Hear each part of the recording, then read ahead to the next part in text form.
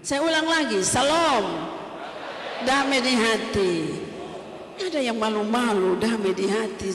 Ini mau khotbah tentang pendamai, dong malu-malu bilang damai di hati. Tapi be tahu dong hati penuh damai. Ada orang begini jadi hati penuh damai ya. Terima kasih banyak. Berkat Tuhan bagi pendamai. Karena ini omong soal berkat untuk pendamai, saya ajak kita lihat di bacaan ini berkat Tuhan. Berkat Tuhan bagi Abraham. Kita mulai dengan berkat dulu ya. Oke. Kalau kita baca Kejadian 12 tentang Abraham dipanggil Allah keluar dari Ur Kasdim, keluar dari sanak saudara, dari rumah bapaknya ke negeri yang Tuhan tunjukkan kepadanya. Saya mau tekankan di sini itu bukan panggilan yang kosong, Bapak Ibu saudara-saudara. Tapi itu panggilan berisi janji Tuhan. Dan janji Tuhan itu adalah janji tentang berkat. Janji Tuhan itu adalah janji tentang berkat. Kita lihat di ayat yang kedua, pasal 12 ayat 2 dan 3. Ya. Sebelum keluar dari Ur Kasdim, diawali dengan ucapan janji Allah tentang berkat. Silakan baca di situ. Dan saat Abraham keluar dari Ur Kasdim, Lot ponakannya ikut dengan dia. Dalam perjalanan Abraham dan keluarganya, mereka sampai ke Haran. Saya bawa kita untuk melihat bagaimana berkat Tuhan ini menyertai Abraham dalam perjalanan panggilannya. Di Haran Abraham dan keluarganya diberkati. Allah memenuhi janjinya. Allah bilang begini, segala harta benda yang didapat mereka dan orang-orang yang diperoleh mereka di Haran, orang-orang yang dimaksudkan di sini adalah para gembala. Ya, di ayat 5. Mereka dapat harta benda di sana, mereka dapat para gembala di sana. Allah penuhi janjinya tentang berkat. Kenapa janji itu dipenuhi, Bapak, Mama, dan saudara semua? Karena satu hal, Abraham taat pada panggilannya.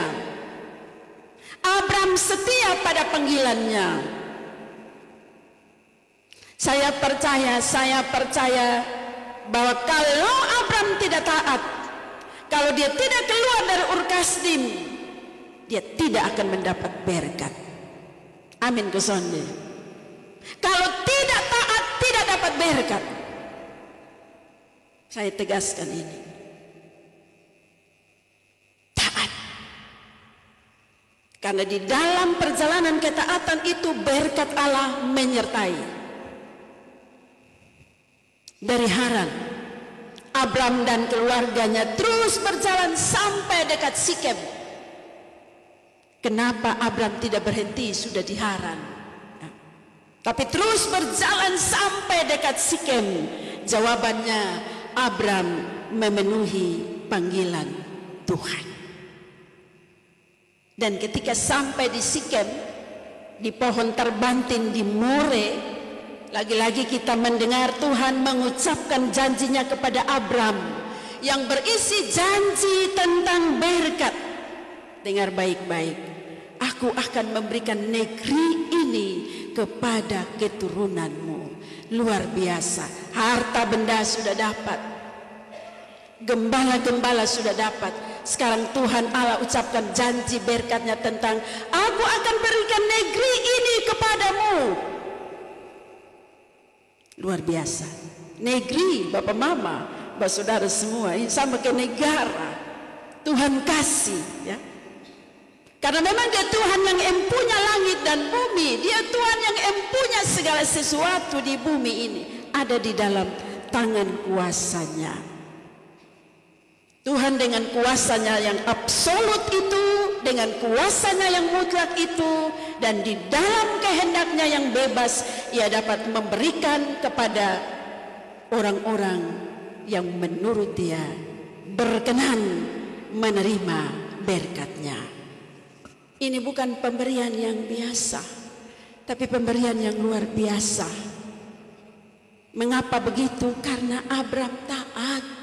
Abram taat pada panggilannya, berjalan dari Haran sampai dekat Sikem, itu jaraknya 200 mil. Kala itu perjalanan setengah dari Kanaan tuh.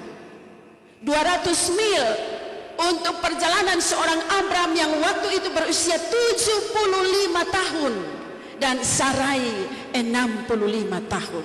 Kita bisa bayangkan. Tapi karena ketaatannya, Tuhan Allah berkenan memberi berkat kepada mereka. Aku akan memberikan negeri ini kepadamu. Tuhan sumber berkat. Segala sesuatu ada di dalam tangannya. Bapak mama saudara-saudara yang Tuhan Yesus kasihi, saat mendapat berkat itu Abram tidak menjadi lupa diri. Dari satu tempat persinggahan ke tempat persinggahan yang lainnya, dikatakan oleh penulis ini, Abram membuat mezbah, membuat tempat penyembahan kepada Allah sebagai tanda syukur dan tanda hormat kepada Allah. Dia tidak lupa itu. Dari satu tempat persinggahan ke tempat persinggahan lainnya, ada mezbah yang Abram dirikan. Abram berusia 75 tahun, Sarai 65 tahun, bersama Lot ponakannya. Dikatakan di sini mereka berjalan makin jauh. Ini kata semakin jauh, tidak bisa diukur dengan apapun ya. Semakin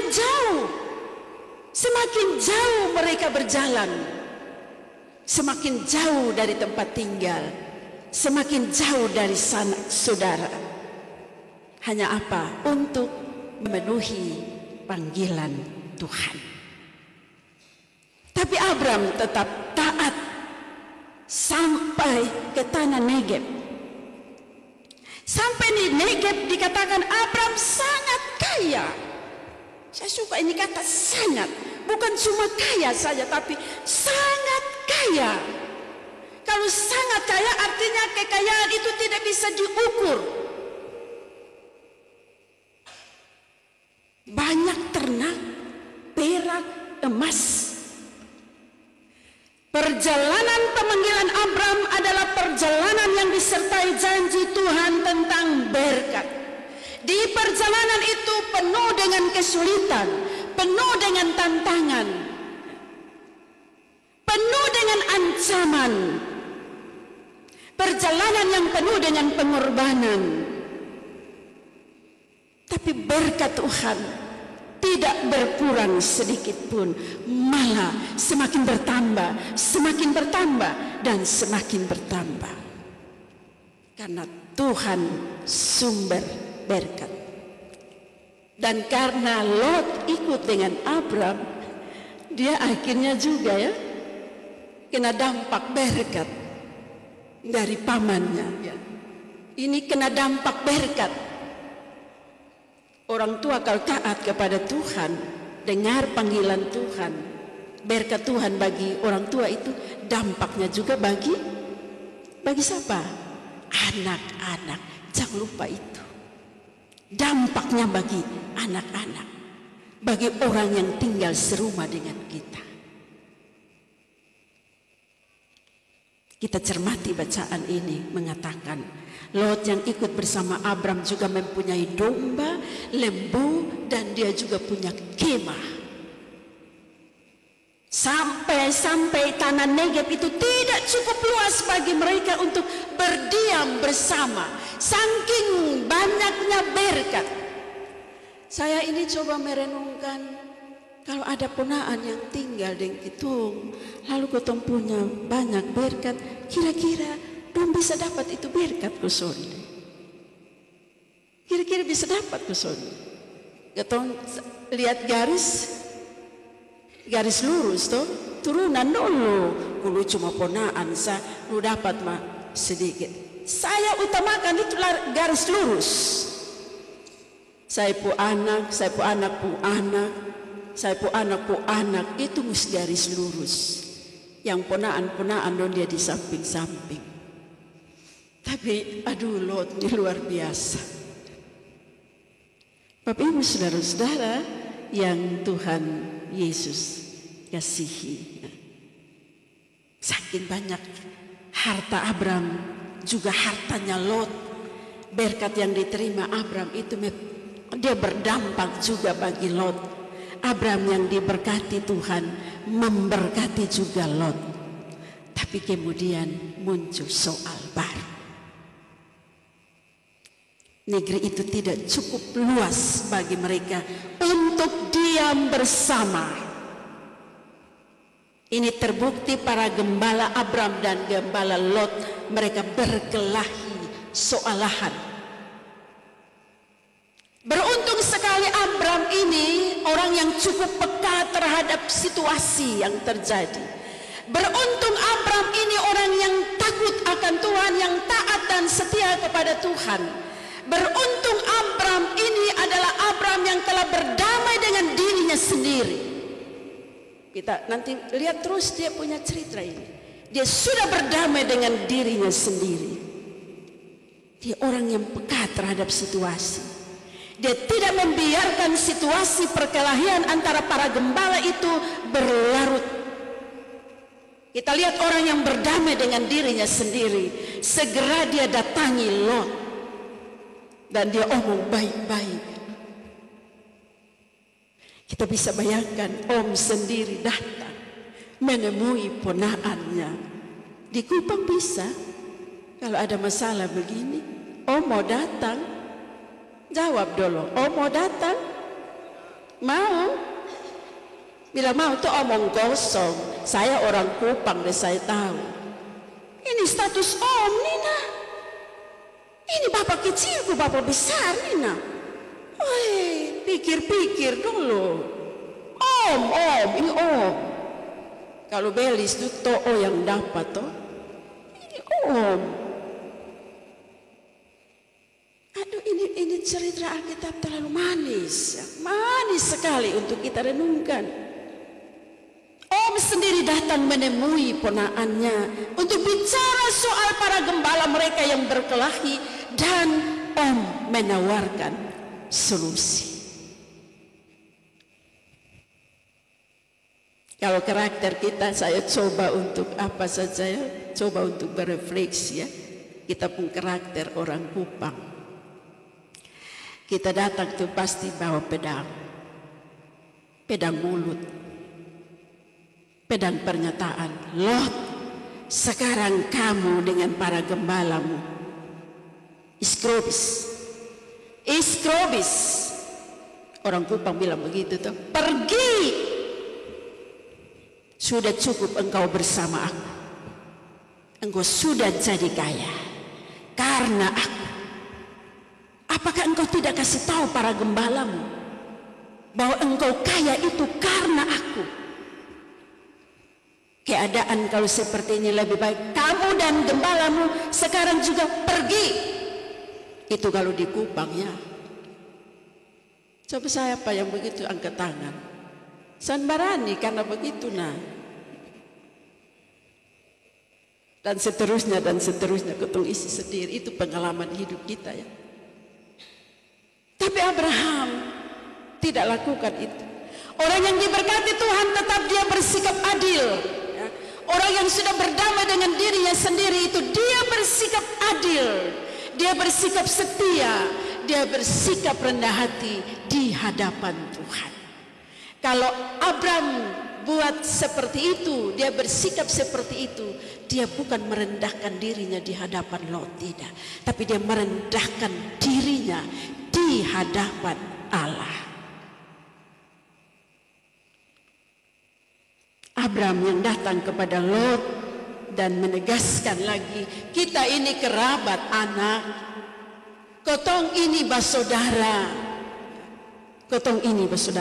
jangan ada pertengkaran di antara aku dan engkau hanya karena soal lahan, kotong ini basodara. Di Kupang Kermana mati. Naik pengadilan. Karena takut kurang berkat. Orang berkat banyak itu, dia pun perasaan kurang juga banyak. Setuju dengan saya begitu ke Sonde? Setuju ke Sundi. Kalau orang terlalu berkat banyak itu di Kupang ya, dia merasa kurang juga banyak. Tapi kita belajar dari Abraham. Lot kotong ni kerabat, lu saya ku anak, saya bapakmu. Lihat saya ini negeri sun cukup. Karena itu lebih baik kotong pisah. Kotong pisah. Karena ini negeri sudah cukup untuk kotong tinggal bersama.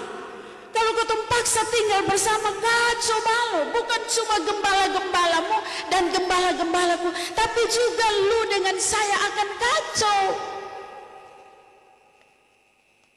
Persoalan anak-anak kadang-kadang orang tua juga ikut bersoal. Anak-anak badame, orang tua belum badame. Di Kupang begitu. Ada anak-anak itu badame, foto orang tua do kekeh mati pun. Tapi tidak di marturia.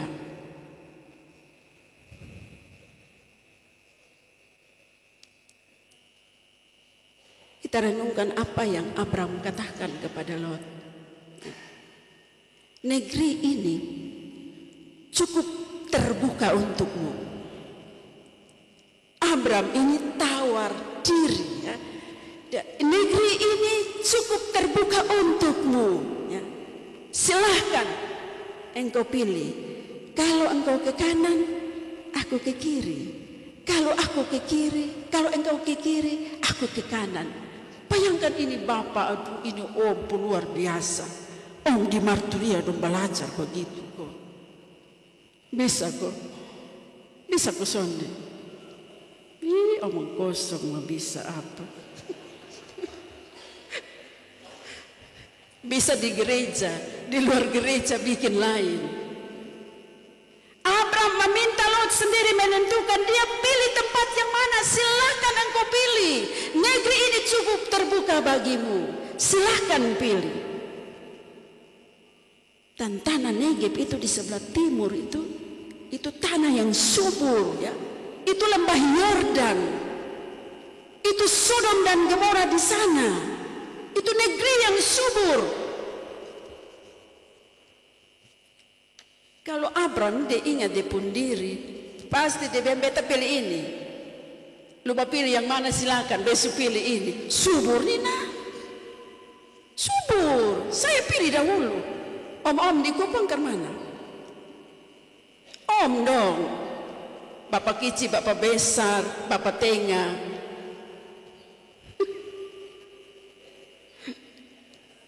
Bapak ibu saudara-saudara, seandainya Abraham tidak setia dan rendah hati di hadapan Allah, dia akan pilih duluan.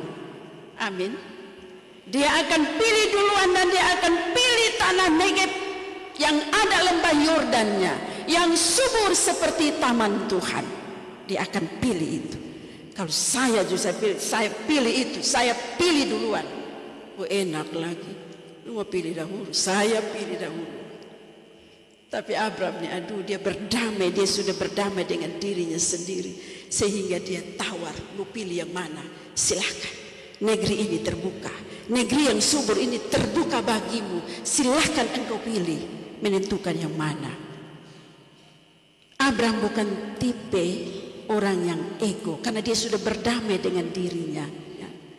Dia sudah berdamai dengan dirinya sehingga dia betul-betul bersikap rendah hati di hadapan Allah. Dan dia mau mengalah terhadap ponaannya sendiri. Dan pilihan Lot, lembah Yordan. Suburna, kok bapak yang suruh pilih, saya pilih yang subur. Tapi saya ini penasaran kenapa ini penulis ini tidak mengatakan apapun tentang sikap Lot. Tidak ada kan? Penulis tidak menceritakan tentang sikap Lot seperti apa. Di sini mungkin supaya ada refleksi dari kita semua. Ya. Harusnya sebagai ponaan yang baik, ya, Lot bisa katakan terima kasih Bapa, tapi saya son pilih dahulu, Papa pilih dahulu. Harusnya kan begitu kan? Papa pilih dulu, baru yang sisa beta. Terserah Bapa. Negeri mana yang Bapa tunjukkan kepada beta, beta terima dengan tangan terbuka. Tapi jangan suruh beta pilih dahulu. Ini jangan-janganlah dikatakan sebagai anak yang tidak menghormati. Saya tidak kampanye, tapi sekarang lagi viral begitu. Berdosalah ibu-ibu yang melahirkan anak-anak yang tidak beradab. Cukup sampai di situ untuk kita berefleksi di sini, bukan di sana, di sini.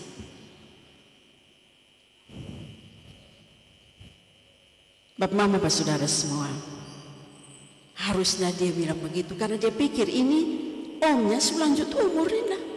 Makasih dia jalan di mana lagi? Pilih dulu om, beta terima om selanjut usia ini. Tapi itu tidak diceritakan. Karena yang mau ditampilkan bagi kita semua adalah tokoh Abram sebagai pendamai. Itu yang mau ditampilkan kepada kita. Dan karena Lot sudah pergi, tinggal Abram di situ. Tuhan berfirman kepada Abram. Kita lihat ini berkat Tuhan. Berkat Tuhan bagi orang yang telah berdamai dengan dirinya. Berkat Tuhan bagi orang yang taat, yang setia. Berkat Tuhan bagi orang yang mau merendahkan hatinya, ya, merendahkan dirinya di hadapan Tuhan. Berkat Tuhan bagi orang yang mau mengalah.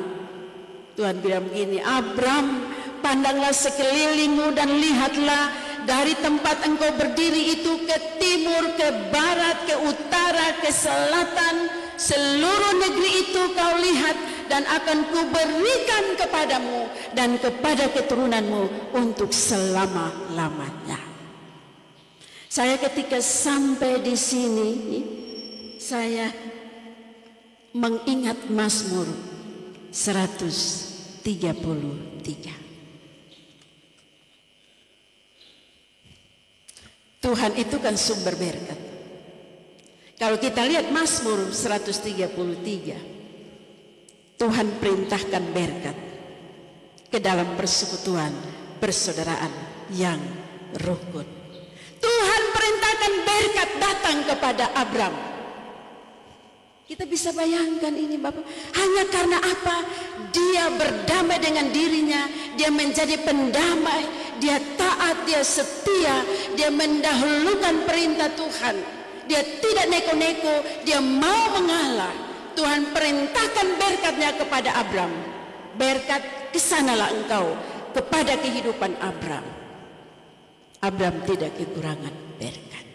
Tuhan perintahkan berkat kepada Abram.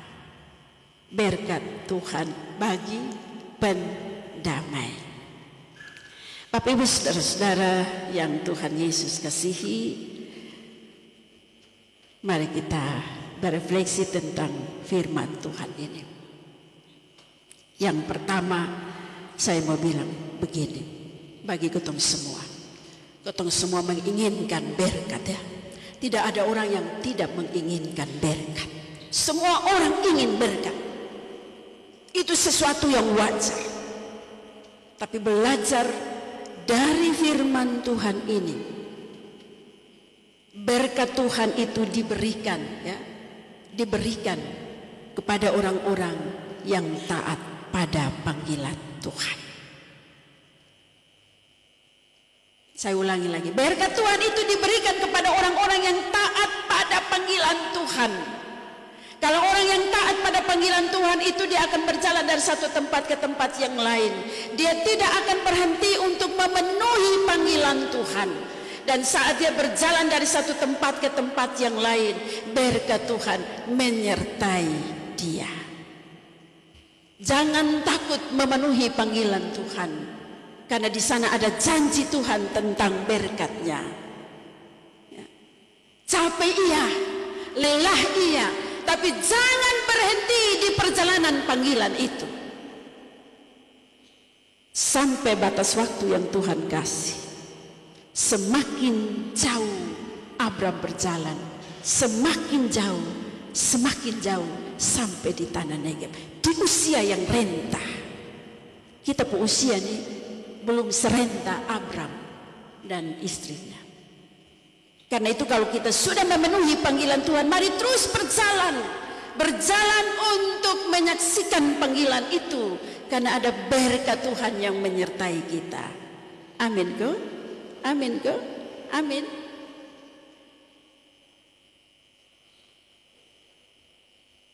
Harus capek. Berkat Tuhan itu tidak diberikan kepada orang-orang yang hanya pangku kaki sonde. Diberikan kepada orang-orang yang giat bekerja, yang setia dalam pelayanan. Berkat Tuhan menyertai dia.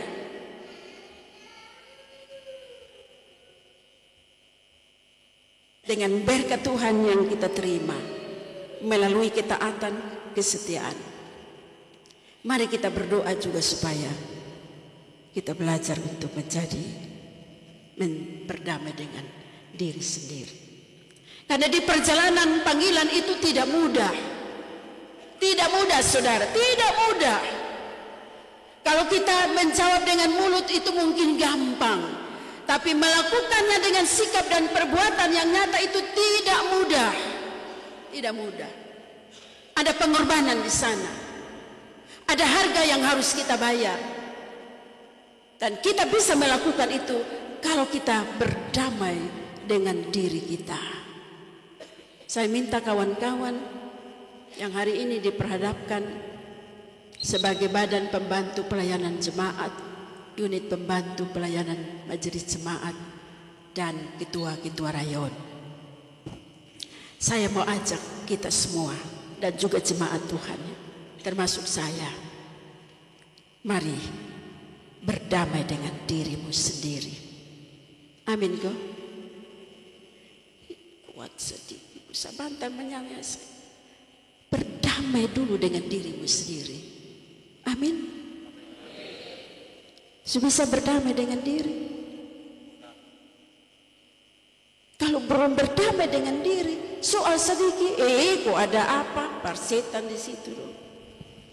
Gaji berapa? Itu karena belum berdamai dengan diri. Tapi kalau berdamai dengan diri, kita akan merasa sukacita melakukan segala tugas tanggung jawab kita dengan setia. Perjalanan 4 tahun ini, ketondeng kita, mari ketembak lihat. Ini orang berdamai dengan diri sendiri ke belum. Kalau ada yang kurang setia, soalnya apa kita saling mengingatkan, kawan, berdamai dengan dirimu sendiri. Jangan ucapkan damai di hati, tapi tidak berdamai dengan dirimu. Soal kita ada di situ. Seluruh jemaat Tuhan juga, mari berdamai dengan dirimu. Supaya Tuhan memberikan kepada kita kemampuan. Karena hanya dengan berdamai dengan diri sendiri, kita bisa menjadi pendamai. Kalau kita belum berdamai dengan diri, jangan berharap kita bisa menjadi pendamai. Belajar dari Abram. Kita bersyukur ada firman Tuhan pagi hari ini menyapa kita untuk berdamai dengan diri, supaya kita juga bisa berlaku sebagai pendamai bagi sesama. Saya mau bilang berdamai dengan diri sendiri itu terlalu sakit. Saya pernah rasa kok belum? Ini pasti orang Nusan pernah rasa nih, makanya sakit. Kalau berdamai dengan dirimu itu sakit. Sakit. Kalau orang tegur kita tuh sakit ke sonde. Sakit.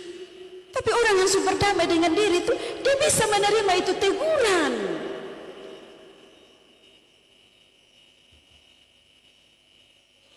Mau lanjut kok berhenti su? Lanjut. Betul kok berdamai dengan diri, kau terima ini firman. Amin ya. Berdamai dengan dirimu supaya betul-betul engkau bisa menjadi pendamai bagi orang lain. Kotong pun tugas satu nih yang Tuhan utus ini menjadi pendamai. Karena biasa kalau kotong dengar pendeta berdoa bilang begini, Tuhan menghadirkan gerejamu di tengah-tengah dunia ini untuk menyatakan Salam Allah.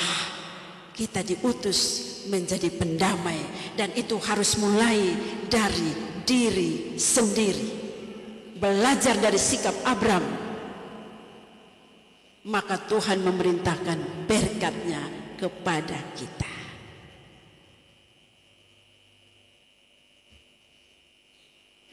Amin. Amin sudah. Tuhan berkati ketong semua dengan firman-Nya.